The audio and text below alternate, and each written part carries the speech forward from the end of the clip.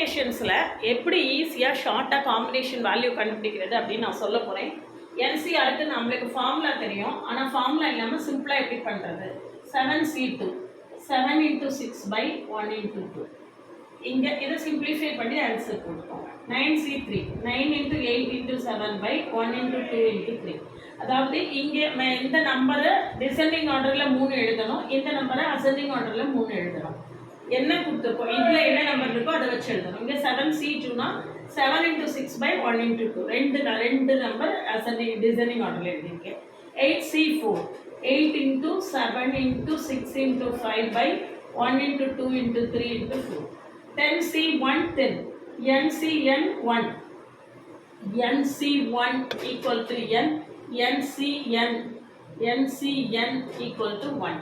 சரிதானா? இந்த மாதிரி ஷார்ட்டாக ஈஸியாக ப்ராப்ளம்ஸை சால்வ் பண்ண தெரிஞ்சுக்கிறதுக்கு சேனலை சப்ஸ்கிரைப் பண்ணிக்கோங்க. என்சிஆர்டி மேத்ஸு 11th 12th கம்ப்ளீட்டாக கான்செப்ட்ஸை தரவாக தெரிஞ்சுக்கிறதுக்கும் ஜேஇஇ மேத்தமெட்டிக்ஸில் மெயின்ஸில் மேத்தமெட்டிக்ஸ் ப்ரிப்பேர் பண்ணுறதுக்கும் நம்ம சேனல் உங்களுக்கு ரொம்பவே ஹெல்ப்ஃபுல்லாக இருக்கும். என்னுடைய பழைய வீடியோஸ்லாம் பார்க்கலன்னா கமெண்ட்லேயும் டிஸ்கிரிப்ஷன்லையும் கொடுத்துருக்கேன், போய் பார்த்துட்டு நம்ம கூட தொடர்ந்து ட்ராவல் பண்ணுங்கள். உங்களுடைய கேரியரில் ஒரு பெரிய சேஞ்ச் வர்றதுக்கு நம்ம சேனல் உங்களுக்கு நல்லா சப்போர்ட்டிவாக இருக்கும்.